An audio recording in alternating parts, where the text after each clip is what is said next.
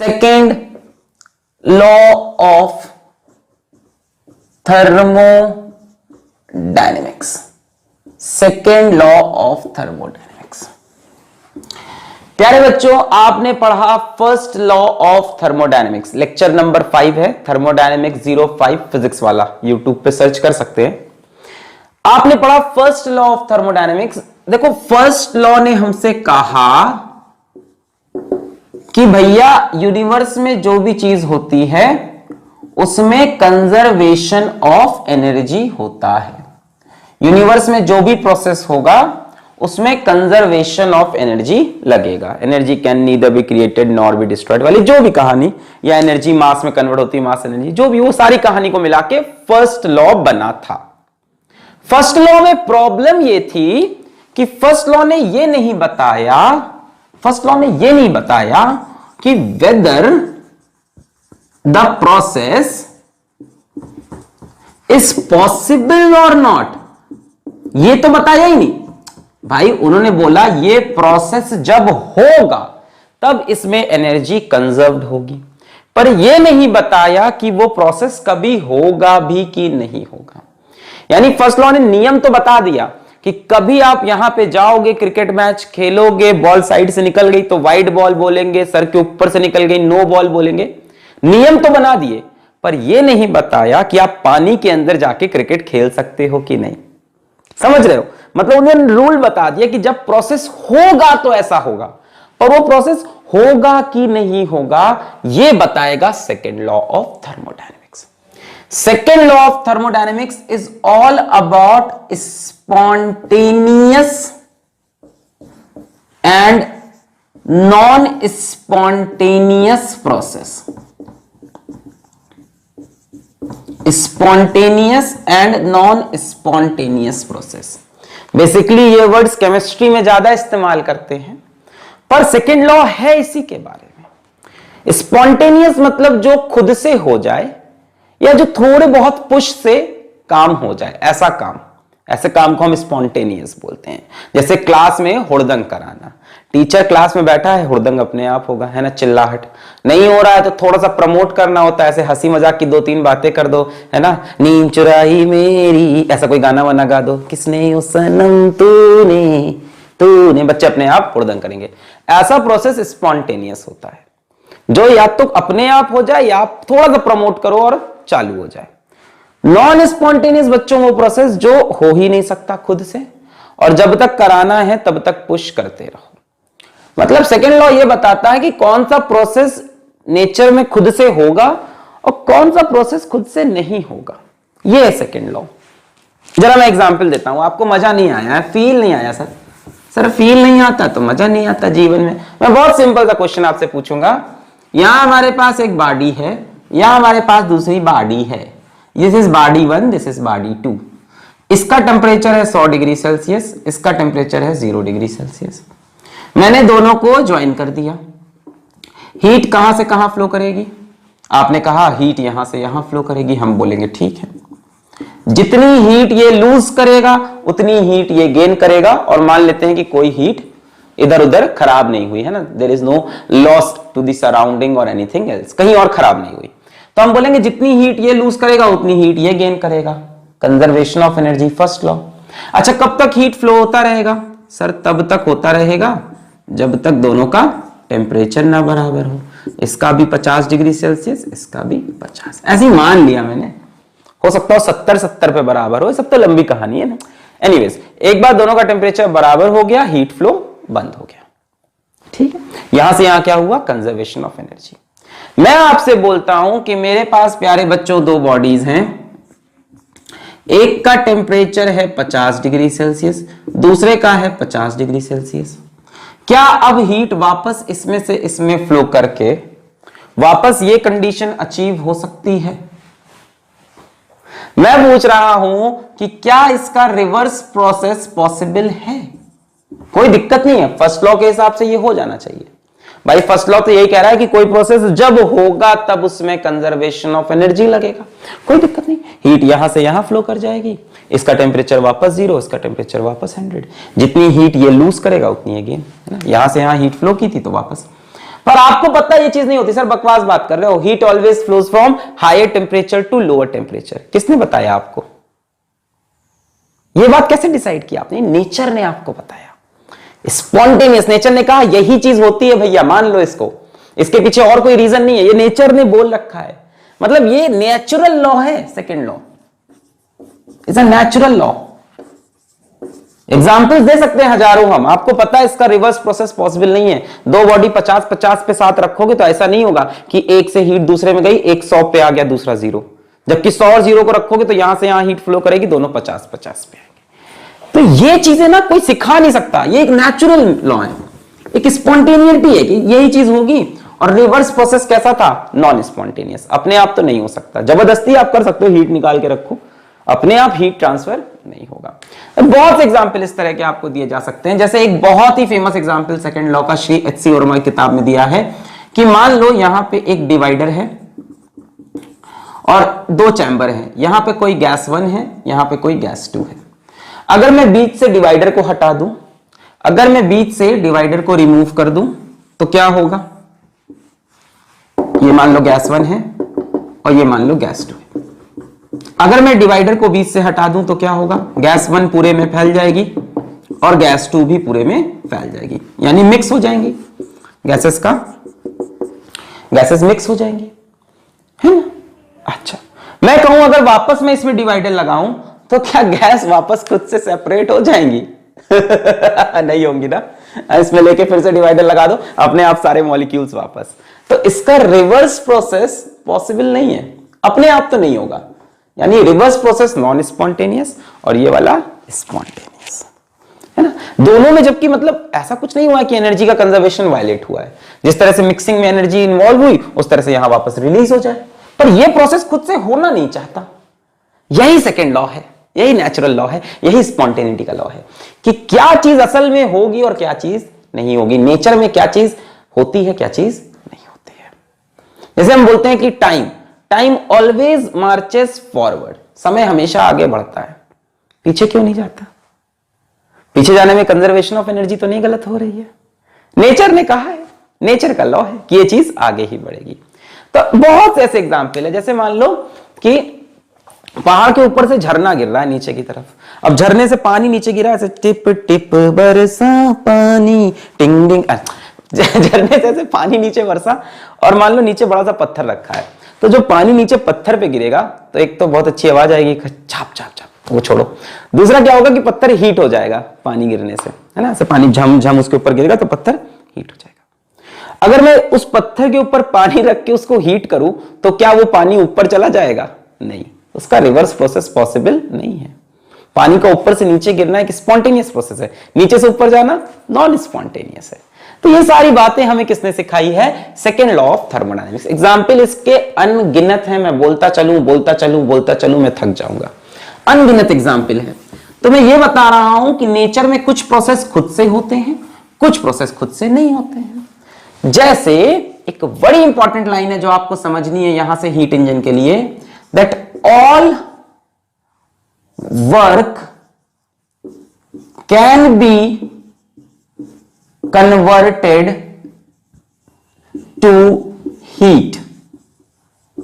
All work can be converted to heat, but बच्चों note करेंगे इसको, all heat cannot be converted to work. Note करेंगे इसको, फिर मैं एक्सप्लेन करूंगा। जितना भी काम करें उसको हम हीट में कन्वर्ट कर सकते हैं, पर जितनी भी हीट हो उसको हम वर्क में कन्वर्ट नहीं कर सकते। Work heat equivalence. जैसे मान लो ये मेरे हाथ हैं, इसको मैं रब कर दूं तो मैंने जितना काम किया वो क्या बन गया? देखो मैं वर्क कर रहा हूं, जितना काम किया क्या बन गया? वो हीट। पर मैं अपने हाथों को लेके एक बर्नर के ऊपर रख दूं, हाथ जल जाएगा, खैर उसको छोड़ो। बर्नर के ऊपर रख दूं तो ऐसा नहीं कि हाथ अपने आप ऐसा होने लगेगा, ऐसा मजा नहीं मिलेगा, है ना। तो जितना वर्क किया वो हीट बन सकता है, पर जितनी हीट है वो वर्क में कन्वर्ट नहीं हो सकता। बड़ा खराब एग्जाम्पल था, इसका अच्छा एग्जाम्पल है हीट इंजन, इसी बात का। अब मैं आपको यह बात समझाने जा रहा हूं ये सेकेंड लॉ ऑफ थर्मोडायनेमिक्स है। फिजिक्स में आपके लिए यही सेकेंड लॉ ऑफ थर्मोडायनेमिक्स है। अगर आपसे पूछे what is second law of thermodynamics, आप ये बोल सकते हो क्या, all work can be converted to heat but all heat can not be converted to work. Note कर लें, अभी और मैं स्टेटमेंट बताऊंगा इसमें, Kelvin Planck statement, Carnot's statement, लोगों ने अपनी अपनी स्टेटमेंट दी। आप समझ गए ना कि यार सेकेंड लॉ की कोई स्टेटमेंट है नहीं, इसका मतलब तो बस ये है कि जो होता है भगवान भरोसे होता है यही है सेकेंड लॉ, है ना। अच्छा, खैर इसको आप लिख सकते हो कि all work can be converted to heat but all heat can not be converted. सारी की सारी हीट वर्क में कन्वर्ट नहीं हो सकती, कुछ ना कुछ हीट को बर्बाद होना जरूरी है, कुछ ना कुछ हीट को बर्बाद होना जरूरी है। 100% इफिशिएंट हीट इंजन नहीं बन सकता। I repeat, 100% efficient heat engine नहीं बन सकता। कई लोग की आज उम्मीदें टूट गई, कई लोग बचपन से पैदा हुए थे तो उनसे बचपन में पूछा गया था तुम क्या करोगे, मैं हीट इंजन बनाएगा 100% इफिशिएंट। आज उन लोग की उम्मीदें टूट गई और बच्चों, इसमें मेरी कोई गलती नहीं, इसमें गलती पुराने फिजिसिस्ट की है जिन्होंने ये लॉज बना दिए हैं, और ये सच है। तो अगर आपका सपना था कि मैं भारत के लिए 100% इफिशिएंट इंजन बनाएगा, तो वो सपना आपका आज का आज तोड़ दिया गया है फिजिक्स के द्वारा। खैर आगे बढ़ते हैं। तो आपको मैं समझाता हूं कि हीट इंजन क्या होता है, फिर समझाता हूं कि क्यों सारी हीट वर्क नहीं बना सकती। पहले हीट इंजन समझो। हीट इंजन बच्चों एक ऐसी डिवाइस है जो हीट से वर्क बनाती है, हीट से वर्क बनाती है। हीट इंजन ऐसी डिवाइस है जो हीट से वर्क बनाती है। जैसे अपना गाड़ी है ना, अब गाड़ी में आप किक मारते हो, डींग डींग डींग, आप क्या करते हो, स्पार्क जलाते हो, है ना। स्कूटर में पुराने देखा स्पार्क प्लग होता था, मारते थे टर्र, वो जलता था, तो वो इग्नाइट हुआ, उससे अंदर पेट्रोल जला या डीजल अंदर जला।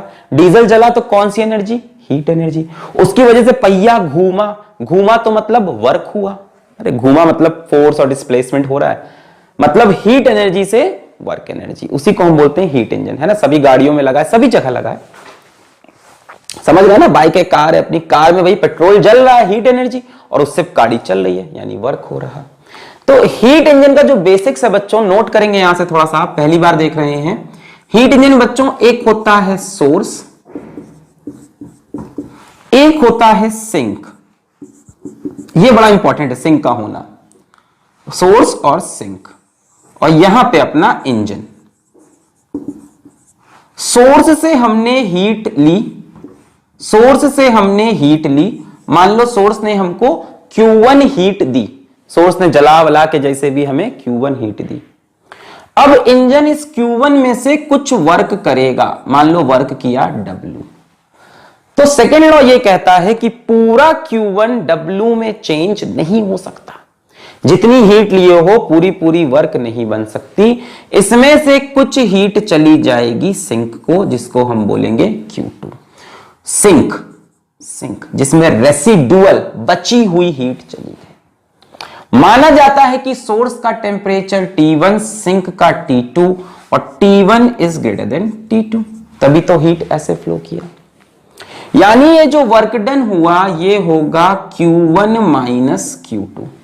अगर कहीं और एनर्जी का लॉस नहीं हुआ, ये मानते हुए कि कहीं और फ्रिक्शन एक्शन नहीं है और कहीं वेस्ट नहीं हो रही एनर्जी, तो Q1 हीट सोर्स से ली, Q2 चली गई सिंक में, और वर्क हुआ Q1 माइनस Q2। मतलब ये हीट इंजन का कंसेप्ट ही यही है कि all heat can not be converted to work. अभी समझाऊंगा वाई, पहले कंसेप्ट समझो, है तो यही कंसेप्ट। वाई थोड़ी देर बाद, कि आपने Q1 हीट ली, उसमें से कुछ वर्क किया, बची हुई हीट नीचे गई Q2, है ना। ऐसे भी बोल सकते हो, समझने की बात है कि Q1 से ही वर्क हुआ और उसी में से Q2 हीट निकल गई। Q1 से ही वर्क हुआ, उसी में से Q2, तो Q1 minus Q2 is work. अब किसी भी इंजन की अगर आपको इफिशियंसी निकालनी है, यदि प्यारे बच्चों आपको इंजन की इफिशियंसी निकालनी है, जो कि सीखना बहुत जरूरी है, वो होता है work done by engine upon heat given to engine. आपने जितनी एनर्जी इसको सप्लाई की, उसमें से कितना ये काम कर पाया। आपने भैया पेट्रोल जला के इसको कितनी एनर्जी दी, Q1, आपने एनर्जी दी Q1, उसमें से ये वर्क कितना कर पाया, ये एफिशिएंसी है, मल्टीप्लाइड बाय 100 कर लो यार, एफिशिएंसी में तो आता ही है। So eta is equals to work done कितना है W, heat given Q1 multiplied by 100। Clear है? अब चाहो तो आप W की जगह Q1 माइनस Q2 भी लिख सकते हो, ठीक है? तो आप चाहो तो लिख सकते हो, मैं आगे बढ़ाऊं इसी को, is equals to Q1 minus Q2 बटे Q1 लिख सकते हैं ऐसे, इंटू 100, ठीक है? वो तो समझ रहे हो, फ्रैक्शन में निकाल दिया। यानी मैं एफिशिएंसी को लिख सकता हूं, प्यारे बच्चों ध्यान से देखो, Q1 बाई Q1 हो गया 1 माइनस Q2 बाय Q1, चाहो तो मल्टीप्लाइड बाई 100 कर दो, वरना फ्रैक्शन में आ गई एफिशिएंसी, ठीक है? अरे समझ रहे हो ना यार, चाहे 100 से मल्टीप्लाई करो तो 70%, 60%, 50%, अदरवाइज 0.5, 0.6 ऐसे भी लिख सकते हैं। ये है efficiency of any heat engine. अब मैं क्या बोल रहा हूं, किसी भी हीट इंजन की एफिशिएंसी 100 नहीं हो सकती, या फ्रैक्शन में बात करें तो 1 नहीं हो सकती, है ना? यहां 1 होने का मतलब ओवरऑल कितनी हो गई, 100, है ना? इसको मल्टीप्लाइड बाय 100 लिख ही देता हूं, आप भी खुश हो। तो अगर किसी की एफिशिएंसी आपको 100 चाहिए तो वो तभी हो सकती है जब ये टर्म 0 हो, जब ये टर्म 0 हो। तो इसके बारे में चर्चा करते हैं, पहले इतना आप नोट कर लें, पहले आप इतना नोट कर लें, धीरे धीरे से मेरी जिंदगी में आना, धीरे धीरे से सर व्हाइट बोर्ड मिटाना। मिटा रहा हूं। हीट इंजन में एक सोर्स होता है, एक सिंक होता है, बीच में इंजन होता है, Q1 हीट लेता है, Q2 छोड़ता है, W वर्क करता है। एफिशिएंसी होती है कितना वर्क किया आउट ऑफ हीट गिवन, तो हीट गिवन Q1, उसमें से वर्क किया Q1 माइनस Q2। फिर मैंने कहा एफिशिएंसी को लिख सकते हैं 1 minus Q2 by Q1 multiplied by 100 कर लो तो परसेंटेज में आएगा। फिर अब मैं बात कर रहा हूं, मिटा रहा हूं, फिर मैं बात कर रहा हूं कि 100% एफिशिएंसी कैसे आ सकती है और क्यों नहीं आ सकती है, ये भी बताएंगे। पहले तो एफिशिएंसी समझ के कैसे निकालते हैं, work done out of heat. बच्चों 100% एफिशिएंसी या फ्रैक्शन में 1 एफिशिएंसी तब आएगी जब Q2 की वैल्यू 0 हो, तभी आ सकती है। जब ये 0 हो जाएगा तो एफिशिएंसी 1 इंटू 100 100%। Q2 की वैल्यू 0 होने का मतलब there is no need of sink, sink की कोई जरूरत नहीं है, या there is no need of low temperature body, है ना? ऊपर वाले का टेम्परेचर T1 था, नीचे का T2 था, और हीट हायर से लो, मतलब लोअर टेम्परेचर बॉडी की कोई जरूरत ही नहीं है। इसका मतलब है heat can be extracted from a single body and work can be obtained। इसका मतलब तो यही हुआ, इसका मतलब हुआ work is equals to Q1 minus Q2 था, Q2 0 हो गया, Q1, यानी सारी हीट से वर्क हो जाएगा। और यही मैं कह रहा हूं नहीं हो सकता सारी हीट से वर्क, क्यों? अगर बच्चों ऐसा हो गया तो सोचो मैं एक स्कूटर चला रहा हूं, मुझे अब किसी सेकेंड बॉडी की जरूरत नहीं, मुझे सिंक की जरूरत ही नहीं है, लो टेम्परेचर बॉडी की। हम एक सिंगल बॉडी से हीट निकालकर वर्क कर सकते हैं। अब सिंगल बॉडी किसी भी टेम्परेचर पे हो, हायर हो लोअर हो, मतलब क्या दूसरी बॉडी है ही नहीं कहीं। Heat can be extracted from a single body which is at any temperature and work can B obtained. भाई सिंक ही नहीं है, सिर्फ एक बॉडी है जिसका टेम्परेचर T1, स्कूटर चल रही है, स्कूटर का टेम्परेचर 40 डिग्री सेल्सियस, आपने स्कूटर से कहा हीट दो, उसने दे दिया, उससे आपने स्कूटर चला ली, वर्क हो गया। हो पेट्रोल की कोई जरूरत ही नहीं, वाह भाई वाह, वाह भाई वाह, वाह भाई वाह। आप चल रहे हो रास्ते में, आपने स्कूटर में एक तार लगाया, वहां से आपको हीट मिला, single body at single temperature, और उस हीट से आपने वर्क कर लिया। एक शिप है, शिप चल रहा है, शिप मतलब जहाज, है ना? Titanic, T D D D T D D D, जहाज चल रहा है अपना, कहां पे? ओशन में। अब ओशन में जहाज चल रहा है और ओशन के पास कुछ ना कुछ हीट तो है ही है भाई, ओशन का कुछ ना कुछ टेम्परेचर तो है। तो आपने ओशन से हीट निकाली, उससे वर्क किया और उसी से जहाज चला दिया। आपको दूसरी बॉडी की जरूरत ही नहीं, आप सिंगल बॉडी से हीट निकाल रहे हो। ये तो बोल रहा है ये Heat can be extracted from a single body and work can be obtained. So all this is not possible. All this is not possible. ऐसा हो ही नहीं सकता. सोचो ऐसा हो सकता है क्या? जहाज अपने आप ही चल रहा है ना. समुद्र सिंगल टेम्परेचर टी पे है, समुद्र अपना सिंगल टेम्परेचर टी पे है, वहां से आपने हीट निकाली और काम चालू. नहीं, हमेशा एक दूसरी बॉडी की जरूरत पड़ेगी विच इज सिंक, क्योंकि हीट हायर टेम्परेचर से लोअर पे फ्लो करेगी. हमेशा कुछ ना कुछ हीट बर्बाद होगी. All heat cannot be converted to work. Q2 cannot be zero. याद रखना है आपको, Q2 can never be zero. Efficiency can never be 100% और 1. पहले तो ये बात दिमाग में डाल लो. मतलब दुनिया में कोई भी हीट इंजन बन जाए, उसकी इफिशियंसी 100% नहीं हो सकती. क्लियर है इतनी बात? कहानी समझ में आ गई? प्रॉब्लम समझ में आ गया? अगर Q2 0 होता तो इफिशियंसी 1 होती. Q2 0 मतलब there is no need of low temperature body. Single body से हीट लो वर्क करो, सिंगल बॉडी से हीट लो वर्क करो, विच इज नॉट पॉसिबल. तो एक बेसिक फ्लॉ देखा, एक बेसिक फ्लॉ देखा. थोड़ी देर बाद मैं आऊंगा केल्विन प्लैंक स्टेटमेंट के साथ. अभी के लिए आप ये समझोगे कि all heat can not be converted to work. अगर सारी हीट से वर्क बनता, अगर सारी हीट से वर्क बनता, तो सारी हीट से वर्क बनता और Q2 0 होता और एफिशिएंसी 1 आती, जो कि नहीं होगा. क्लियर है? अब प्यारे बच्चों में थोड़ी देर आपको कंसेप्ट देता हूं हीट इंजन का. हीट इंजन, एक हीट इंजन की हम बात करते हैं आपसे. बच्चों, हीट इंजन के जो प्रोसेस होते हैं वो साइक्लिक होते हैं. अभी हम थर्मोडायनेमिक्स में उसका पीवी ग्राफ बनाएंगे. साइक्लिक कैसे? देखो, जैसे मान लो यहां एक सिलेंडर है, यहां एक पिस्टन है, ये आपकी गाड़ी का टायर है, ठीक है.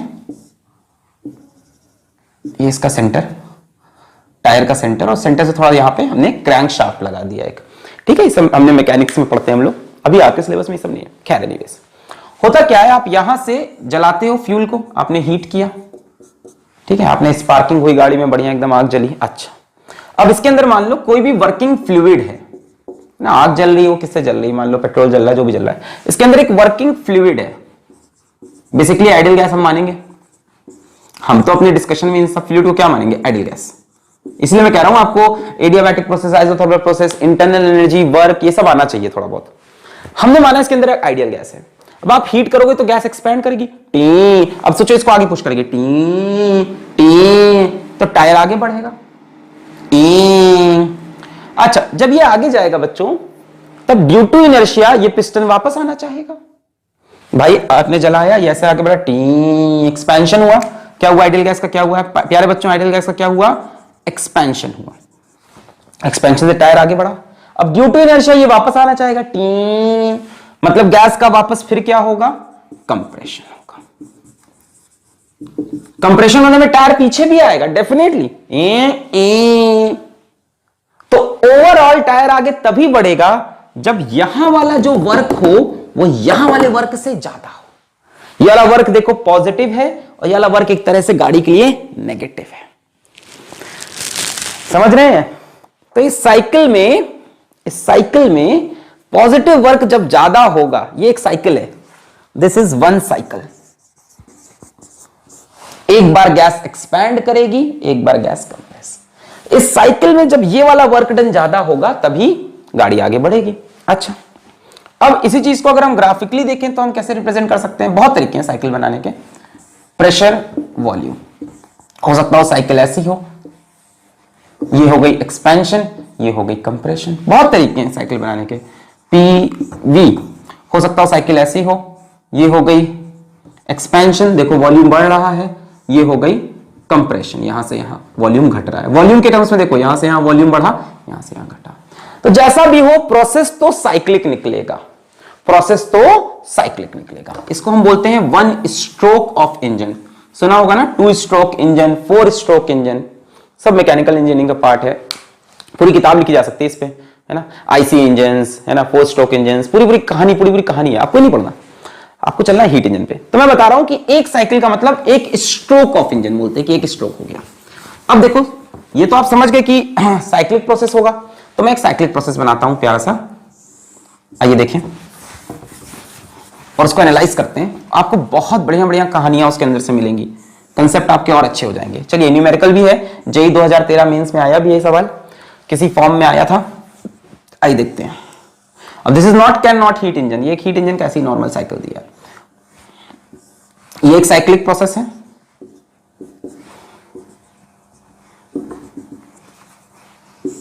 यहां वॉल्यूम बोला V0, यहां वॉल्यूम बोला 2V0, यहां प्रेशर बोला P0, यहां प्रेशर बोला 2P0, है ना। 2013 मेंस में सवाल है इसका, ठीक है। हमसे बोल रहा है कि हम A से B गए, B से C गए, C से D और D से A, 4 प्रोसेस हुए, 4 प्रोसेस हुए, 4 प्रोसेस।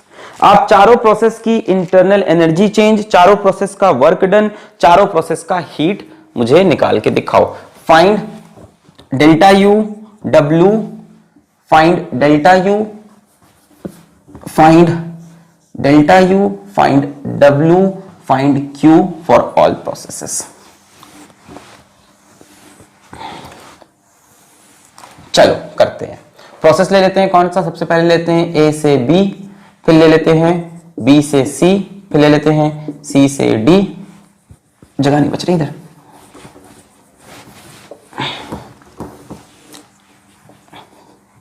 चलो प्रोसेस ले लेते हैं, A से B, B से C, C से D, D से A। सबका आपको निकालना है delta U, work done, heat, सबकी। आइए समझाते हैं, आराम से धीमे धीमे समझो, आराम से धीमे धीमे समझो, ठीक है। अपन स्टार्ट करते हैं। चलो इसको ले लेते हैं, थोड़ा साइकिल का नाम चेंज करता हूं मैं, A B C D। चलो स्टार्ट किया जाए। सबसे पहले हम चलते हैं A से B में। तो बच्चों A से B में हमको चेंज इन इंटरनल एनर्जी चाहिए। चेंज इन इंटरनल एनर्जी का फॉर्मूला प्यारे बच्चों, मान लेते हैं हमारे पास ये जो गैस है 1 mole of mono atomic gas है। हमें क्या दे रखी है? 1 mole of mono atomic gas दे रखी है। तो डेल्टा यू का जो फॉर्मूला होता है बच्चों वो होता है NCV डेल्टा T, यही होता है। N कितना हो गया? 1 मोल, CV की वैल्यू होती है F/2R इंटू डेल्टा T। भाई ये तो पता है डेल्टा यू का formula NCV delta T। N1 हो गया, CV की वैल्यू F/2R। F होता है degree of freedom. Mono atomic gas के लिए बच्चों डिग्री ऑफ फ्रीडम की वैल्यू होती है 3, तो 3/2R इंटू डेल्टा T। अब बात क्या कि यहां से यहां का डेल्टा T पता ही नहीं है, यहां प्रेशर वॉल्यूम पता है, यहां प्रेशर और वॉल्यूम पता है। तो आइडियल गैस इक्वेशन लगा के हम टेम्परेचर भी निकाल सकते हैं। मान लो यहां टेम्परेचर T0 है, इस जगह पे टेम्परेचर मान लो T0 है, तो भाई साहब यहां बनेगा P0 V0 T0, लिख सकते हैं। Pressure P0, volume V0, temperature T0। यहां से यहां देखो प्रेशर डबल हुआ, वॉल्यूम सेम है, तो टेम्परेचर भी डबल होगा। अरे पढ़ा होगा ना, PV is equals to nRT। Volume constant है, अगर प्रेशर को डबल करोगे तो टेम्परेचर भी डबल। दिख रहा है, pressure is directly proportional to temperature. अगर वॉल्यूम कांस्टेंट होगा तो प्रेशर टेम्परेचर के डायरेक्टली प्रोपोर्शनल। तो यहां प्रेशर P0 से 2P0, तो यहां टेम्परेचर T0 से 2T0। तो यहां का कोऑर्डिनेट आप लिख सकते हो 2P0। वॉल्यूम कितना हो गया यहां पे? V0, टेम्परेचर हो गया 2T0। लिख सकते हैं, लिख सकते हैं। अच्छा, अब BC प्रोसेस देखो। B से C में प्रेशर तो कांस्टेंट है पर वॉल्यूम डबल हो गया। प्रेशर कांस्टेंट है, वॉल्यूम को डबल किया तब भी टेम्परेचर डबल होगा, है कि नहीं? Volume is directly proportional to temperature, दिख रहा है। अगर प्रेशर को कांस्टेंट रखो, वॉल्यूम को डबल करो तो टेम्परेचर डबल होगा। तो यहां से यहां C पे प्रेशर कितना है? 2P0 कांस्टेंट है, वॉल्यूम कितना है यहां पे? 2V0, और टेम्परेचर यहां पे 2T0 था, यहां के डबल हो गया 4T0। बोलो सही है? ये सब आना चाहिए, छोटी छोटी चीजें समझ में आ रहा है। यहां से यहां प्रेशर डबल हुआ तो टेम्परेचर डबल, यहां से यहां वॉल्यूम डबल की वजह से टेम्परेचर डबल। अब जरा C से D देखो। C से D में वॉल्यूम तो सेम रहा, प्रेशर आधा हो गया तो टेम्परेचर भी आधा हो जाएगा। तो प्रेशर है यहां का P0, वॉल्यूम है 2V0 और टेम्परेचर इसका आधा 2T0। इतनी बातें आपने निकली, यहां माना टेम्परेचर T0। अब आ जाओ डेल्टा U। यहां का डेल्टा U कितना होगा? 3/2R delta T। यहां से यहां डेल्टा टी कितना होगा बोलो, delta T change in temperature 2T0 minus T0 यानी कि T0। कैसा होगा ये प्लस। बी से सी में बताओ, अब चेंज इन इंटरनल एनर्जी का फॉर्मूला क्या है, यही रहेगा भाई, मोनो एटॉमिक गैस ही है, 1 मोल ही है, तो यहां तक तो 1 मोल मोनोएटॉमिक के लिए CV की वैल्यू F/2, F की वैल्यू 3, तो ये तो सेम रहेगा, तो 3/2R। और B से C में डेल्टा टी की वैल्यू कितनी होगी, 4T0 माइनस 2T0 यानी 2T0, ये भी प्लस। C से D में आओ भाई, C से D में फिर से मैं लिख लेता हूं 3/2R। डेल्टा टी कितना होगा, इस बार टेम्परेचर गिर रहा है, 2T0 माइनस 4T0 यानी माइनस 2T0। अब इंटरनल एनर्जी फॉल करेगी क्योंकि टेम्परेचर फॉल किया, इंटरनल एनर्जी सिर्फ टेम्परेचर पे डिपेंड करती है। डी से ए पे आओ, डी से में आप देख रहे हैं टेम्परेचर फिर फॉल कर रहा है 2T0 से T0, तो 3/2R माइनस T0, बोलो सही है, T0 minus 2T0 minus T0। ये हो गई सारी इंटरनल एनर्जीज। आइए वर्क डन निकालते हैं। प्यारे बच्चों, जो प्रोसेस ए बी है, जो प्रोसेस ए बी है, वर्क डन का फॉर्मूला क्या होता है प्यारे बच्चों, प्यारे बच्चों वर्क डन का फॉर्मूला होता है P डेल्टा V। जनरली तो यही फॉर्मूला लगा सकते हैं, P डेल्टा V। ए से बी में आप देखो वॉल्यूम चेंज नहीं हो रहा, वॉल्यूम कांस्टेंट है, यानी चेंज इन वॉल्यूम 0, तो वर्क डन 0। यहां से यहां वॉल्यूम चेंज नहीं हुआ, V0 से V0, तो वर्क डन 0। इस तरह से सी डी में भी वॉल्यूम चेंज नहीं हो रहा, 2V0 तो सी डी में भी वर्क डन 0। बचे दो प्रोसेस, ये वाला ये वाला। वर्क डन का फॉर्मूला P डेल्टा V अगर प्रेशर कांस्टेंट हो।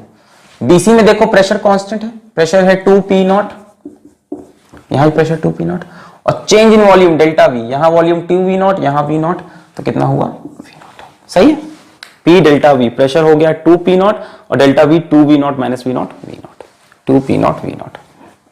इसको मैं चाहता हूं RT के टर्म्स में लिखूं, तो क्योंकि आइडियल गैस की कहानी चल रही है तो PV is equals to nRT लिख सकते हैं। नंबर ऑफ मोल्स कितने हैं, 1 है, तो n की वैल्यू 1 रख दी, तो PV is equals to RT यानी P0 V0 is equals to RT0, so this will become 2RT0। यहां पे आए, वर्क का formula P delta V, D से A में। अब D से A में देखो प्रेशर कितना है P0 और वॉल्यूम कम हो रहा है V0 माइनस 2V0 यानी माइनस V0। यहां पे वर्क डन नेगेटिव होगा, कंप्रेशन वाला। माइनस P0 V0 को आप लिख सकते हो RT0, लिख सकते हैं RT0 माइनस के साथ, माइनस के साथ। अब आई बात Q की, बच्चों first law of thermodynamics apply करो। आई होप आपको फर्स्ट लॉ ऑफ थर्मोडायनेमिक्स आता हो। Q is equals to W plus delta U, इन दोनों को जोड़ के आना है, तो Q के लिए इन दोनों को जोड़ते जाओ। पहले वाले दो टर्म्स को जोड़ा तो यहां पे आएगा 3/2RT0 प्लस 0, कितना हो जाएगा 1.5RT0, लिख सकते हैं। यहां पे जोड़ो 3/2, 1.5 और 2, 3/, अच्छा ये 2 से 2 कैंसिल होगा पहले, 3RT0 प्लस 2, तो कितना हो 5RT0, प्लस में प्लस में। यहां पे देखो ये 2 से 2 कैंसिल, माइनस 3RT0। यहां पे देखो 1.5 और माइनस 1 यानी माइनस 2.5RT0, बोलो सही लिखा है, माइनस RT0, 1.5RT0, 1.5 और 1 माइनस 2.5। ये हुई हमारी टोटल हीट। अब जरा ध्यान से देखो, कुछ प्यारी प्यारी चीजें आपको दिखेंगी। मैं आपसे पूछूं what is the net delta U for cycle. अच्छा, साइक्लिक प्रोसेस में चेंज इन इंटरनल एनर्जी कितना आना चाहिए, 0 आएगा। देखो plus 3/2RT0 minus 3/2RT0 cancel, plus 3RT0 minus 3RT0 cancel, 0। नहीं आता तो मतलब कहीं कुछ गलती हुई थी। यहां से चले और वापस A पे आए तो इंटरनल एनर्जी का चेंज साइक्लिक प्रोसेस में 0। वर्क डन 0 नहीं आएगा, net work done, net work. अब देखो जब मैं बोल रहा था वही हुआ, आधी साइकिल तक वर्क डन पॉजिटिव है, बची हुई आधी साइकिल में वर्क डन नेगेटिव है। क्रैंकशाफ्ट आगे गया, वर्क डन पॉजिटिव, बची हुई आधी साइकिल में work done negative. Overall work done जो मिल रहा वो मिल रहा है RT0 पॉजिटिव में। इसी से गाड़ी आगे बढ़ती है, इतने वर्क से। ये एक्सपेंशन और ये वर्क कौन सा है, कंप्रेशन। ध्यान से देखो, ये कंप्रेशन, देखो यहां तो कुछ नहीं हुआ वॉल्यूम में, ये हुआ एक्सपेंशन। ये कुछ नहीं हुआ वॉल्यूम में, ये हुआ कंप्रेशन, नेगेटिव वर्क। ओवरऑल गाड़ी बढ़ रही है इस प्रोसेस की वजह से। हीट पे आते हैं तो नेट हीट निकालने का कोई मतलब नहीं है, मेरी बात मानो, नेट हीट निकालने का कोई मतलब नहीं है। आप बात समझो, स्टार्टिंग के 2 स्टेप्स में हीट गेन हो रही है और बाद के 2 स्टेप में हीट लॉस हो रही है। मतलब समझो, शुरू के 2 प्रोसेस में आप हीट एब्जॉर्ब कर रहे हो, पेट्रोल से हीट ले रहे हो गाड़ी को चलाने के लिए, सारी की सारी हीट वर्क में चेंज नहीं हुई, कुछ हीट वापस बाहर फेंक दी गई। आपने कितनी हीट ली? 1.5 + 5 6.5 RT0। सारी हीट से वर्क नहीं हुआ, वर्क कितना हुआ? RT0। 6.5 RT0 में से वर्क कितना हुआ? RT0। बची कितनी हीट? बची कितनी हीट? 6.5 हीट आपने ली प्लस, मतलब इतनी हीट गेन की, वर्क कितना किया? RT0। 6.5 में से वर्क हुआ 1 RT0, कितना बचा? 5.5 RT0। इतनी हीट बाहर जाएगी। क्लियर हुआ? ये है हीट इंजन। आपने 6.5 RT0 हीट ली, वर्क किया RT0, इसमें से ये यूज हो पाई हीट, बाकी हीट बेकार, रिजेक्ट, इजेक्ट कर दी, इंजन से बाहर आ गई, गाड़ी गर्म हो रही है जिसकी वजह से गाड़ी गर्म हो रही है, वो हमारे काम का नहीं। ये देखो, ये हीट बाहर निकली। 6 RT0 लिया, 6.5 RT0 लिया, RT0 वर्क किया, बचा कितना? 5.5 RT0। देखो ये बाहर निकल गई। This much heat is Q1, this much heat is Q2 and this is work. This is work. Sine line को छोड़ दो, मैं रियलिटी मतलब बता रहा हूं। ये हीट गेन, ये हीट रिजेक्ट कर दी, जिससे कुछ काम नहीं हो पाया, ये माइनस ये से वर्क मिला, इसमें से वर्क हुआ, बची हुई हीट रिजेक्ट कर दी। तो ये एक कंप्लीट इंजन का साइकिल है, जो कि कैरनॉट इंजन नहीं है, पर इसमें कंसेप्ट सारा है एक इंजन का। This is the real concept of an engine. JEE 2013 mains में उन्होंने हमसे पूछा था, यही डायग्राम बना के दिया था, एग्जैक्टली यही डायग्राम। उन्होंने कहा था कि एक कंप्लीट साइकिल में what is the heat extracted from the source. एक कंप्लीट साइकिल में what is the heat extracted from the source. Example, अरे ऑप्शन थे P0 V0, 11/2 P0 V0, 13/2 P0 V0, 9/2 P0 V0। बताओ, 2013 मेंस का सवाल। बताओ, उन्होंने हमसे पूछा कि एक कंप्लीट साइकिल में कितनी हीट एक्सट्रैक्ट हुई फ्रॉम द सोर्स। बताओ, कहां तक हीट एक्सट्रैक्ट हुई है सोर्स से? ये, और ये कहां जा रही है? सिंक में। फील हो रहा है? हीट ली, पॉजिटिव पॉजिटिव, मतलब सोर्स से हीट ली, सोर्स से हीट ली, Q1, और ये हीट रिजेक्ट हुई, मतलब ये है हीट एक्सट्रैक्टेड। पहले 2 स्टेप में हीट एक्सट्रैक्ट की, अगले 2 स्टेप में हीट रिजेक्ट कर दी। ये किसी काम की नहीं है, और पूरे साइकिल में जो काम हुआ, जो पॉजिटिव वर्क हुआ, उसी से गाड़ी आगे बढ़ी। तो हीट एक्सट्रैक्ट है 6.5 RT0, तो ये तो आने वाला नहीं 6.5, ये आएगा 5.5, ये आएगा 6.5, करेक्ट ऑप्शन। क्लियर है? चलिए, तो आज का लेक्चर यहीं पे रोकते हैं। अगले लेक्चर में हम देखने जा रहे हैं कैरनॉट्स हीट इंजन। तो कैरनॉट्स हीट इंजन जरूर देखिएगा, और उसके लिए ये कंसेप्ट बहुत काम आएगा। तो पढ़ाई करते रहें। All the very best.